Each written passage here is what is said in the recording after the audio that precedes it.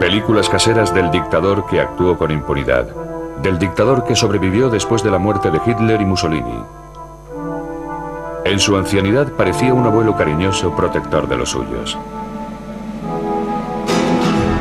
Esta es la historia, sin embargo, del hombre que se convirtió en el general más joven de Europa desde Napoleón, que alcanzó el poder en un golpe de Estado concebido por su hermano, que ocultó al mundo sus acuerdos con Hitler, que creía haber sido designado por Dios para llevar a cabo una cruzada que salvara a España, y que firmó condenas de muerte mientras se tomaba una taza de café. Esta es la historia del general Franco.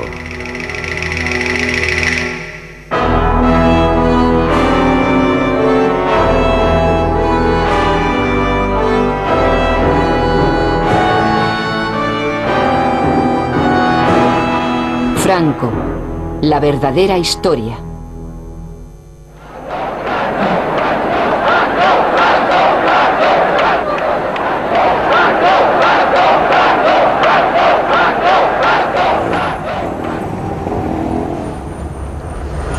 Actualmente, en la Nueva España, Franco ha sido borrado totalmente de la memoria, suprimido en un voluntario acto de amnesia colectiva.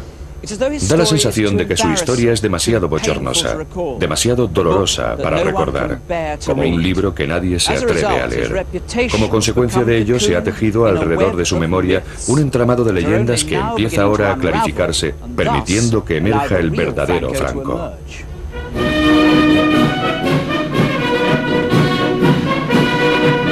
Hace un siglo, en el año en el que nació Franco, España seguía siendo un poderoso imperio, pero el imperio se batía en retirada.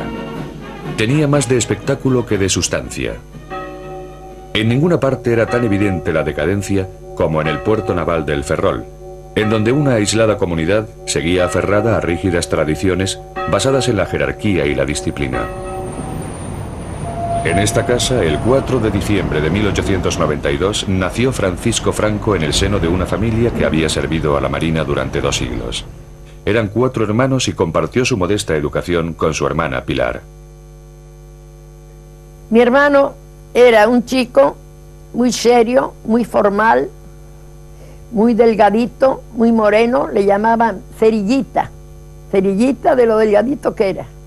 Él tenía 2 locuras, el estudiar y por mi madre, que él era un enamorado de mi madre. Su madre era una mujer austera y piadosa que imbuyó su infancia de fe católica en su forma española más conservadora.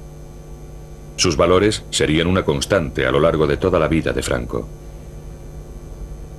Su padre, en cambio, un contador naval, era un libre pensador a quien le gustaban la bebida y las mujeres. Humillado por la vergüenza que esto causaba a la familia, Franco sentía un amargo desprecio por su padre, pero al guardárselo para sí, aprendería a reprimir todo tipo de emociones.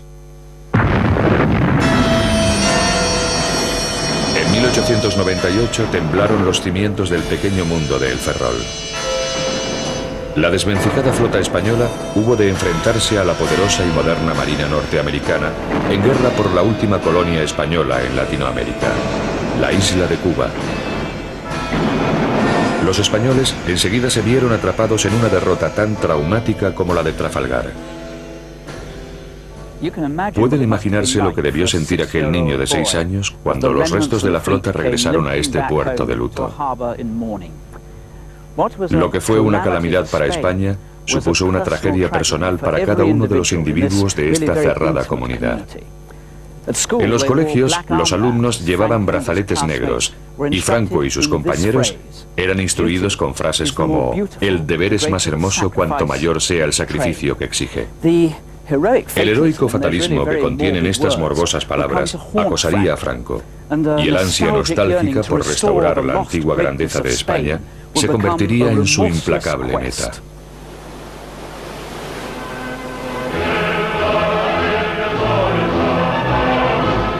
A los 14 años, Franco dejó su hogar por la ciudad de Toledo, en donde había sido encontrada una plaza para él en la Academia Militar de El Alcázar. La La academia estaba inspirada en virtudes para las que el joven Franco se mostraba muy predispuesto: deber, honor, valor y patriotismo. Como muestra de ello, poseía hasta su propio himno heroico.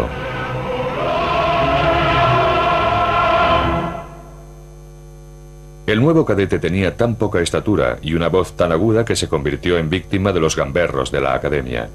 Su constitución era tan frágil que fue obligado a portar un rifle recortado. Humillaciones que soportó con estoica resolución. Franco era diligente, pero no mostraba ninguna cualidad que sugiriera que sería un líder en el futuro. No es de sorprender que al terminar sus estudios, Franco consiguiera el mediocre puesto número 251 entre 312 cadetes. Era el año 1910. Los resultados conseguidos por Franco en la academia significaron que tendría pocas perspectivas en un ejército ya saturado de oficiales. La única forma que tenía de ascender era abandonar España y dirigirse a África, el último puesto de su amado imperio.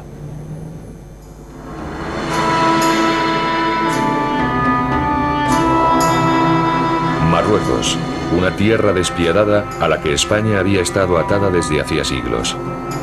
Sin embargo, en aquel remanente del antiguo imperio sería donde se formaría el joven Franco. Sin África, diría más tarde, no podría explicar lo que soy.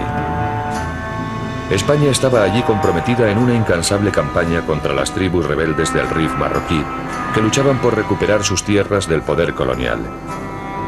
En aquella lucha sin cuartel, Franco haría alarde de cualidades que hasta entonces habían pasado desapercibidas. No solo era tenaz, sino que parecía no temerle a nada. Mantenía férreamente la disciplina bajo el fuego enemigo. Ello, además de las bajas de muchos de sus camaradas, lo condujo a un rápido ascenso. El índice de bajas era tan alto que a los heridos se les dejaba morir por rutina en el lugar en el que habían caído. Al sobrevivir a tales peligros, Franco empezó a parecer intocable. Pero no lo era. El inevitable telegrama a casa informó de que había sido gravemente herido en el estómago. Mucho tiempo después, él mismo narró a su hija Carmencita cómo había escapado de la muerte.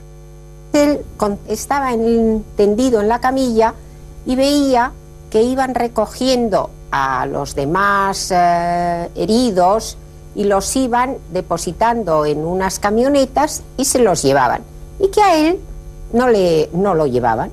Entonces eso le chocó y llamó al médico que pasaba por allí y le dice el médico: no, a ti, Franquito, te dejamos, no podemos llevarte porque tienes una herida de vientre y nada, es inútil.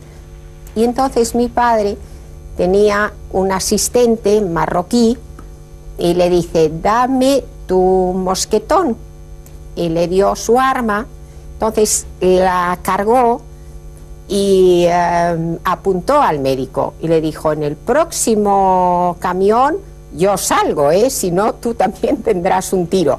Entonces el otro: no te pongas así, y que entonces lo evacuó. Su contacto con la muerte dio origen a una leyenda. Franco contaba con la protección divina. Él mismo empezó a creérselo, mientras los rudos soldados que estaban bajo sus órdenes lo contemplaban admirados. Es el primero que sale en avanzadilla. Lo he visto caminar delante de todos los demás mientras ellos apenas podían levantar la cabeza de la cantidad de balas que caían a su alrededor. Mira simplemente a un tipo con unos ojos muy serios. Dice: ejecutadlo, y se da la vuelta sin más. Está muy aislado. No es amigo de los demás oficiales, que se van de juerga y se emborrachan. Él se queda solo en su tienda. Después de estar 14 años de servicio, el mediocre teniente había ascendido con tanta rapidez que cuando abandonó Marruecos de regreso a la península en 1926, se había convertido en el general más joven de Europa desde Napoleón.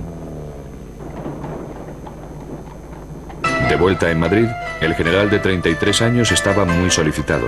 Era una celebridad y tuvo hasta la osadía de interpretarse a sí mismo en un largometraje.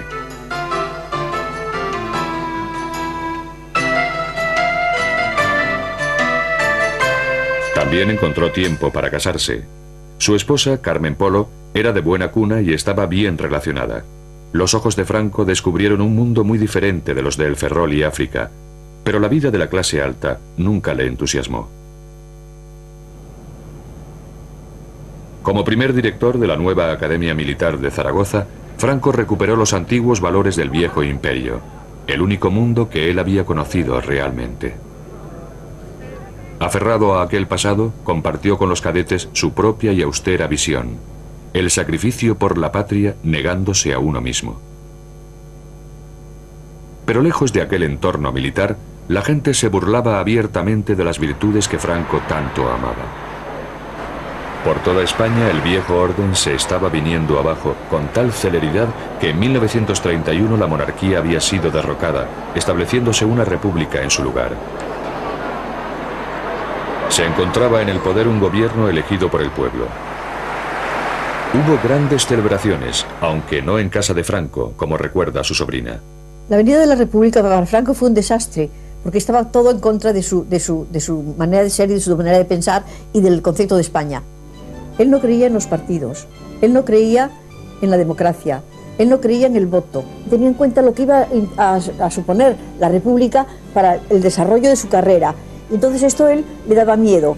Entonces en las conversaciones que yo asistía en casa, él decía que a dónde íbamos a llegar por ese camino.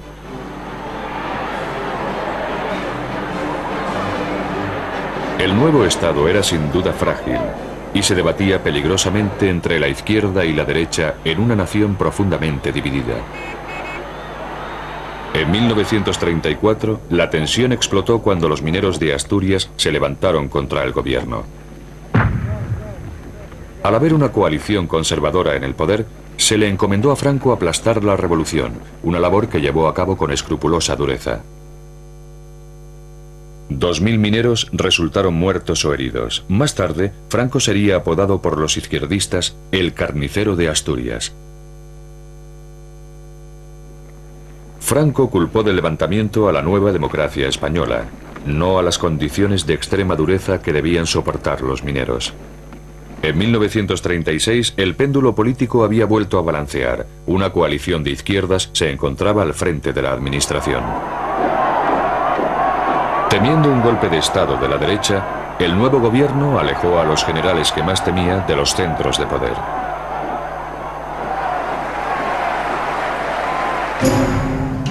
Franco fue desterrado a las aisladas Islas Canarias, a 1300 kilómetros de Madrid.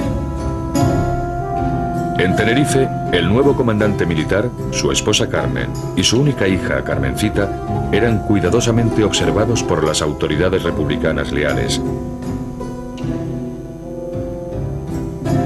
que se aseguraron de intervenir el teléfono de Franco, de abrirle el correo y de vigilar todos sus pasos.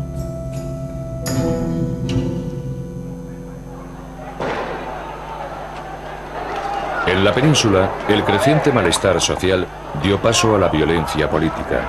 El gobierno sufrió fuertes presiones mientras la espiral de provocación y represalias se transformaba en un estallido de odio generalizado. En julio de 1936, los generales disidentes decidieron que había llegado por fin el momento de dar un golpe de Estado y derrocar al gobierno. Dice la leyenda que desde su exilio en Canarias, Franco fue la mano oculta tras el alzamiento militar que pronto conduciría a España a una guerra civil. Pero lo cierto es que él era demasiado calculador para iniciar una aventura tan arriesgada y, por lo tanto, se mantuvo a cuidadosa distancia de aquellos colegas suyos que estaban ciertamente tramando el derrocamiento de la República. Franco solo se unió a los rebeldes en el último momento y porque fue forzado a ello por circunstancias totalmente imprevistas. La planificación del golpe de Estado estaba en manos del general Mola. Ya que Franco se había comportado como un héroe en Marruecos, Mola le pidió que encabezara el alzamiento allí. Los rebeldes habían contactado ya con simpatizantes en Londres para elaborar un plan que obligase a Franco a tomar parte. Desde el aeropuerto de Croydon se fletó un avión para garantizar que si Franco se echaba atrás, pudiera ser trasladado en avión desde Canarias a Marruecos al estallar el alzamiento. Al piloto, el capitán Cecil Bev, no se le dijo nada sobre su verdadera misión. Me preguntaron si quería viajar a las Islas Canarias para recoger a un líder del RIF y comenzar una revolución en Marruecos. Pensé, qué aventura. En aquel entonces yo tenía una relación muy interesante con una de las chicas del Desert Song, donde se encontraban los líderes del RIF. De manera que pensé, qué coincidencia, voy a ayudar a un líder del RIF a comenzar una revolución.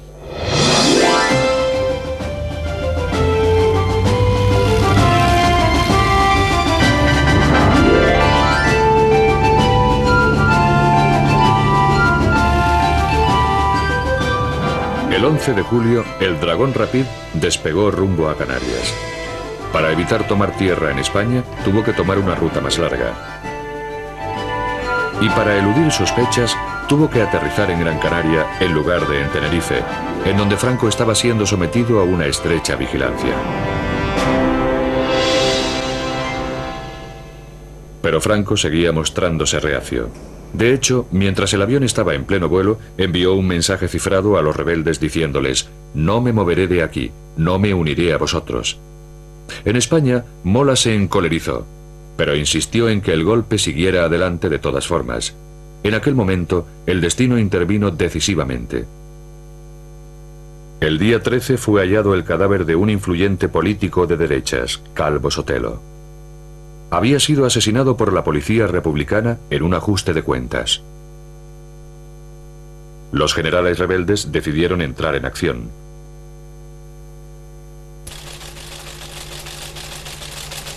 Mola se comunicó por cable cifrado con sus compañeros de conspiración diciéndoles que el alzamiento tendría lugar el 18 de julio. Ahora que nada podía detener el golpe, Franco tuvo que elegir. Sopesó cuidadosamente las ventajas y, al comprender que nadie estaba a salvo, se declaró finalmente a favor de los rebeldes. Su problema, cuando solo faltaban 48 horas para el día decisivo, era llegar al Dragón Rapid que le habían dicho que lo aguardaba en Gran Canaria. A Franco le estaba prohibido salir de Tenerife sin permiso de Madrid. Necesitaba urgentemente un pretexto y una coincidencia fatal se lo suministró de repente. El día de mi santo nos fuimos a Las Palmas porque mi padre tenía que presidir el entierro de un general que se había matado manipulando una pequeña arma. La muerte de un general, una excusa perfecta para viajar a Gran Canaria. A primera hora de la mañana, después del funeral, Franco se encontraba en una habitación de este hotel cuando recibió un telegrama. El mensaje, el alzamiento de Marruecos, se había adelantado un día. Después de hacer los preparativos para que su esposa y su hija salieran en barco hacia Francia, Franco salió disimuladamente del hotel y se encaminó hacia el avión. Pero la noticia del alzamiento se extendió con rapidez. Franco era un hombre buscado. Se bloquearon las carreteras para detenerlo. Tras escapar de sus garras, se escabulló a bordo de este transbordador y alcanzó su destino por mar. A eso de las 3 de la tarde, en voz oí pronunciar la frase: «Aquí viene». Un transbordador pasó por delante del muelle y se dirigió hacia la playa. Mientras los soldados y el personal desembarcaban, pensé: no veo a ningún líder del RIF con su chilaba al viento. ¿Dónde diantre se ha metido? Pero vi a un hombre que parecía un general con un ancho fajín. Cuando se acercó al avión, me fue presentado como el general Franco. Subió a bordo. Yo entré en la cabina, puse en marcha los motores y despegamos. En la península, los rebeldes tenían problemas. En lugar de conseguir el control en toda España, solo lograron hacerse con 2 zonas. Para conquistar el resto del país, necesitaban urgentemente la ayuda del ejército español destacado en Marruecos. Pero la Marina española, que seguía siendo fiel a la República, patrullaba incesantemente el estrecho de Gibraltar. Franco, que había llegado ya a Marruecos, estaba atrapado al otro lado del mar.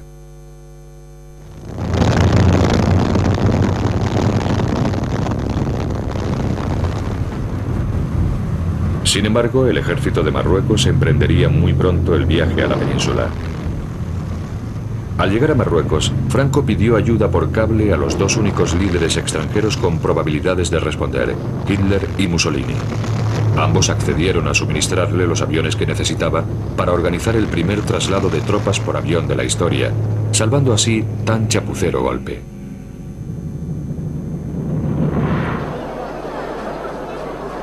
Cuando Franco llegó a Sevilla, el rebelde fue recibido como salvador del alzamiento, el general más famoso del llamado Bando Nacional.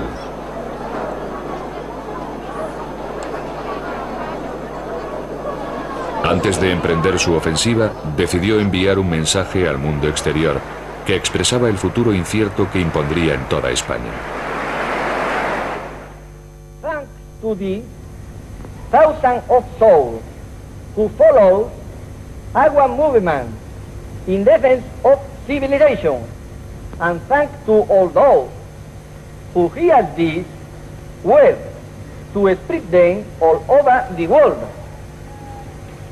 Country, religion, family, this is our aim and trend. ¡Viva España! Patria, religión y familia. Aquellas palabras desnudas no daban una pista sobre la verdadera naturaleza de la cruzada de Franco. Con tropas moriscas, famosas por su inigualable brutalidad como punta de lanza, el ejército de Franco se dirigió hacia el norte bajo las órdenes de su colega, el general Yagüe. Los rebeldes aplastaron toda resistencia. Badajoz demostraría al resto de España lo que les pasaría a quienes opusieran resistencia. Pero el objetivo de Franco no era simplemente conquistar, sino llevar a cabo una limpieza, como él mismo afirmó. De manera que cuando cayó la ciudad, cientos de sospechosos fueron reunidos y conducidos a través de la ciudad. Un periodista portugués, Mário Neves, fue testigo de lo sucedido. Bajaron por la calle desde la catedral hasta la plaza de toros. Había uma rua que descia da catedral em direção à praça de toros. Cuando llegué allí, vi que ya había muchos prisioneros dentro de la plaza. Já muitos presos lá dentro.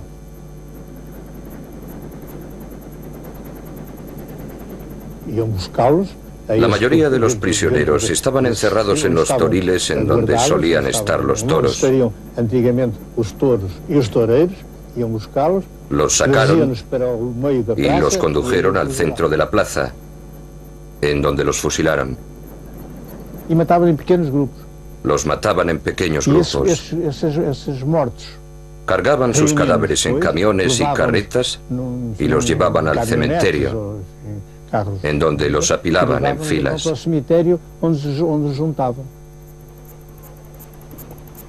Se calcula que fueron masacradas allí unas 2000 personas, muchas de ellas civiles. En aquel espantoso conflicto se cometieron atrocidades en ambos bandos, pero los nacionales fueron sistemáticos. Como Franco dijo, no habrá tregua ni compromiso. Seguiremos adelante, cueste lo que cueste.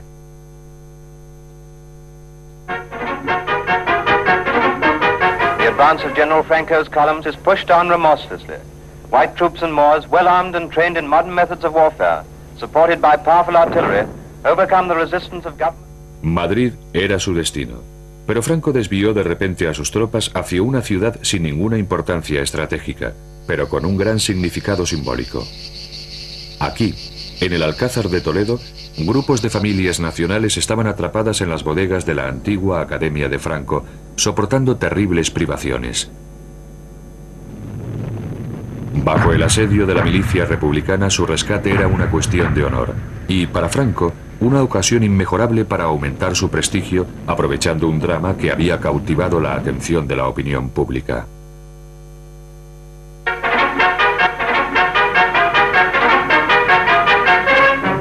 Toledo. Through the ruins of the Alcazar stormed the relieving troops and the garrison is saved.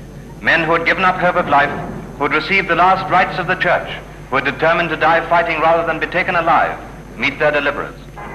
Aquel fue el momento de la verdad y sería presenciado por todo el mundo. Franco como Salvador.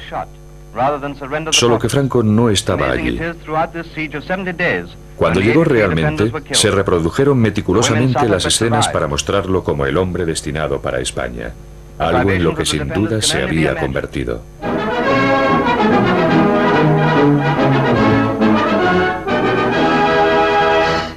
Con el paso de los días llegaron más noticias. Y de nuevo había una gran distancia entre la imagen dada y la realidad. In Burgos, the seat of the Spanish rebel government, there is a big crowd for a big occasion. But General Franco has arrived on very special business. And amid the plaudits of the multitude, they go inside to the old palace, where he addresses the leaders of the rebellion assembled to hear him. He is nominated head of the state, and his friends again embrace him on the appointment. Lo que los dignatarios allí reunidos no podían saber era que la impresión ofrecida por Franco de haber sido investido como la autoridad suprema era, por decir poco, equívoca. Las pruebas ahora disponibles revelan que los generales estuvieron discutiendo hasta el último momento cuáles debían ser exactamente los poderes que otorgarían a su ambicioso colega. Ahora sabemos que justo antes de la liberación del Alcázar, los generales rebeldes abandonaron el frente para reunirse en esta finca cerca de la ciudad de Salamanca. Aquí nombraron a Franco jefe de Estado, o generalísimo, como sería conocido. Franco, no obstante, también deseaba el poder político, y para obtenerlo, sus seguidores concertaron otra reunión.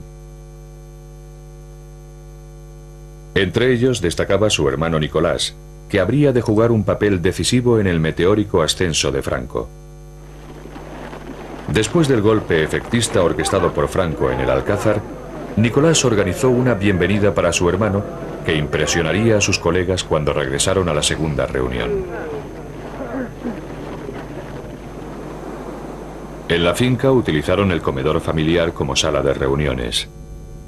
Después de una acalorada discusión, accedieron a otorgarle el máximo poder político, pero con la condición crucial de que solamente lo ostentaría durante la guerra y que debería retirarse una vez se hubiera obtenido la victoria, lo cual esperaban que fuera cuestión de unos pocos meses. Esta limitación, sin embargo, no les pareció suficiente a algunos de los militares de más edad. El general Cabanellas, que conocía demasiado bien a Franco, confesó más tarde que había advertido a sus colegas acerca de la desaforada ambición del generalísimo. No sabéis lo que habéis hecho, porque no lo conocéis tan bien como yo. Si, como pretendéis, le hacéis entrega de España, creerá que es suya y no permitirá que nadie lo sustituya ni durante la guerra, ni después de ella, hasta que haya muerto.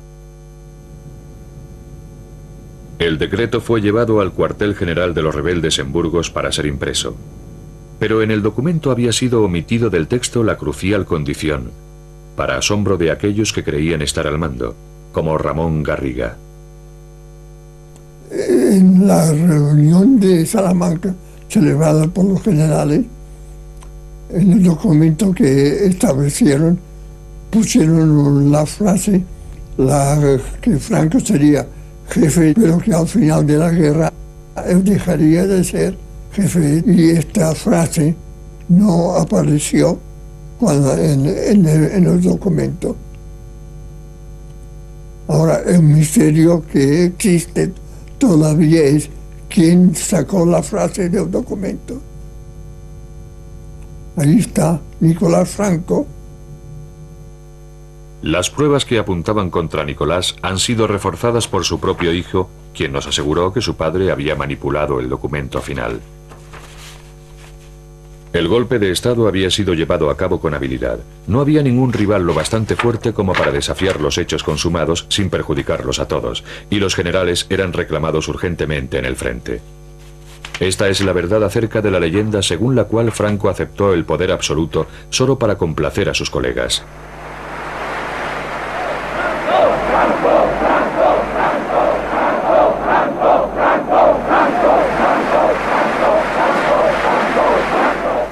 Cuando Franco salió al balcón para saludar a la multitud congregada ahí abajo, sabía algo que ellos desconocían, que ahora era de hecho su dictador de por vida. A partir de entonces, Franco dejaría de ser un simple mortal.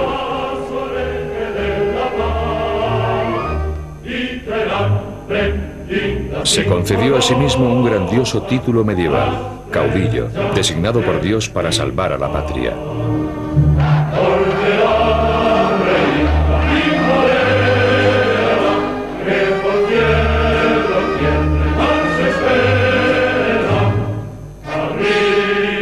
proclamar que la suya era una cruzada santa, comprometió a los jefes de la Iglesia Católica con su causa.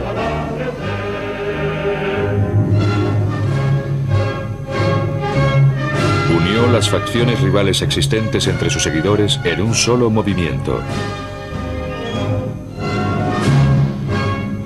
El saludo, el uniforme y el himno, todos los adornos de un Estado fascista.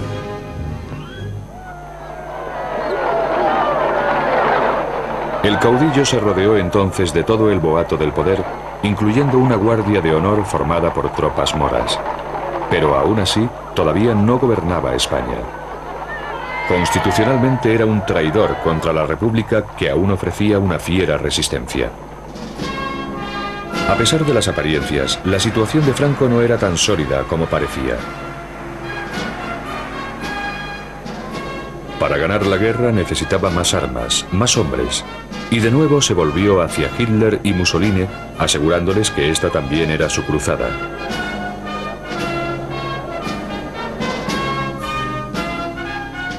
Para ejercer más presión aún, Franco reclutó incluso a su hija.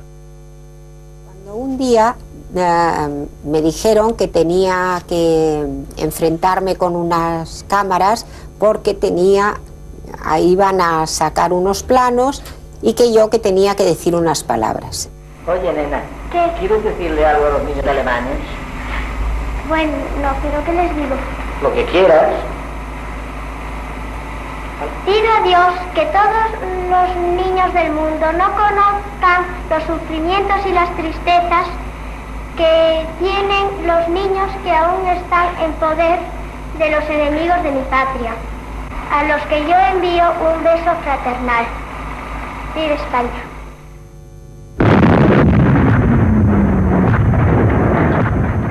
En su cruzada por limpiar profundamente España, el generalísimo decidió aniquilar al enemigo no rápidamente, sino por agotamiento.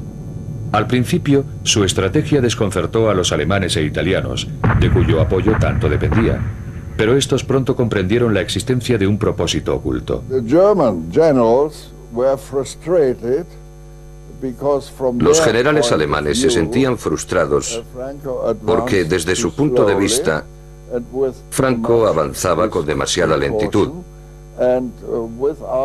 y demasiada precaución, sin correr ningún riesgo, y sospecharon que lo hacía para consolidar su propia situación política. Opinaban que se habría podido ganar la guerra fácilmente un año antes si hubiera puesto en práctica normas estratégicas corrientes. Al prolongar la guerra para garantizar la sumisión absoluta de toda España, Franco hizo que su nación pagara un alto precio. Tras 33 meses de incesante conflicto, el país estaba arrasado. Las bajas se contaban por cientos de miles. Gran número de personas habían perdido su hogar y desfallecían de hambre. Miles huyeron al exilio. Una nación dividida había sido rota en pedazos. En la primavera de 1939, el tímido muchacho que apenas podía sostener un rifle tenía un pueblo a sus pies. Ahora por fin uniría a España en el temor de Dios y devolvería su antiguo esplendor al imperio en decadencia.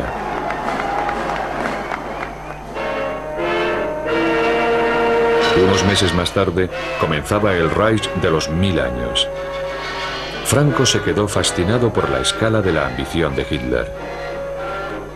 Años después, cuando quiso ser considerado como uno de los grandes hombres de Estado de Europa, la verdad acerca de su ambiciosa actuación durante esta guerra fue cuidadosamente revisada para ocultar ciertas pruebas realmente bochornosas. Los seguidores de Franco se han esforzado mucho por convencer al mundo de que su hombre jugó un papel muy astuto durante la Segunda Guerra Mundial y de que, a pesar de las fuertes presiones para que se uniera al eje, se impuso con fuerza para mantener a España al margen de la guerra y de que en realidad no había sido más que un espectador patriótico de aquel gran cataclismo. No obstante, las pruebas que han salido a la luz desde entonces arrojan una gran interrogante sobre aquella benévola interpretación de lo que sucedió verdaderamente y sobre el propio protagonista, un hombre a quien le agradaba sentarse ante este escritorio flanqueado por dos fotografías enmarcadas, una de Benito Mussolini y la otra de Adolfo Hitler. Hoy en día, la mayoría de los españoles reconoce que Franco sentía cierta simpatía por Hitler, pero pocos saben que hubo mucho más. Dear Führer, at the moment when the German armies under your leadership are bringing the greatest battle in history to a victorious close, I would like to express to you my admiration and enthusiasm and that of my people. I do not need to assure you of how great is my satisfaction in rendering to you at all times services which you regard as most valuable. With the expression of my unchanging friendship and regard, General Franco. Detrás de aquellos halagos había un frío cálculo.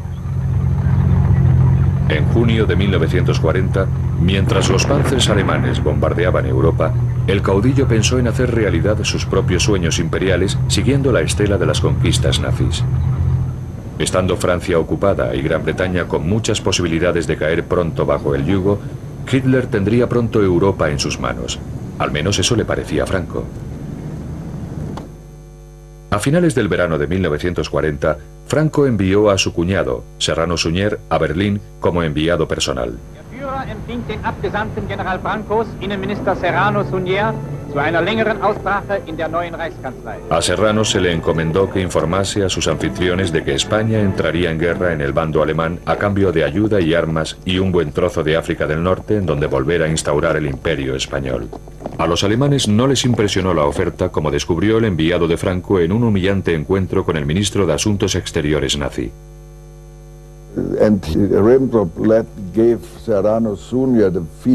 Ribbentrop dio a entender a Serrano Suñer que, al fin y al cabo, ellos no eran más que un pelele de los alemanes. A Hitler no le interesaba demasiado lo que España necesitaba para tomar parte en la guerra. Franco había sobrevalorado sus cartas, pero no se rindió y conminó a su cuñado para que perseverara, diciéndole que aquel desprecio era obra de los subordinados de Hitler y no del propio Führer. Serrano pronunció entonces un discurso grabado por los alemanes, pero suprimido más adelante por los españoles. Este documento ha sido descubierto recientemente. España falangista de Franco trae al Führer del pueblo alemán su cariño y su amistad, y su lealtad de ayer, de hoy y de siempre. Unas semanas después, Hitler cruzaba Francia. Su destino final, la frontera española para conocer personalmente al caudillo. El rumbo de la guerra había dado un giro. Si lograba asegurar un pacto con Franco, España podría ser útil al eje a la hora de someter a Gran Bretaña.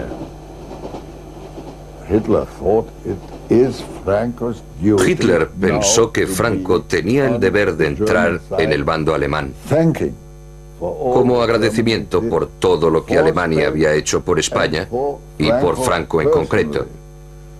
Actualmente en España se piensa que Franco acudió a la cita con Hitler totalmente decidido a pedir lo imposible para de esa forma mantener a España al margen de la guerra. Las pruebas demuestran lo contrario. Acompañado por su cuñado, Franco partió de San Sebastián hacia su fatal encuentro en Hendaya, a solo 25 kilómetros de la frontera.